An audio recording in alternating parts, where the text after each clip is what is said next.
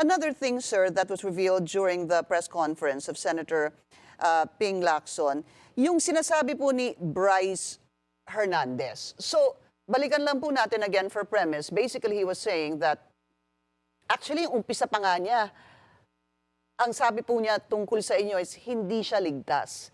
It's a play Alam mo, on, hindi ho ba, what yun- happened in the Senate when then the Blue Ribbon Committee Chairman, Senator Marcoleta said, o safe ka na.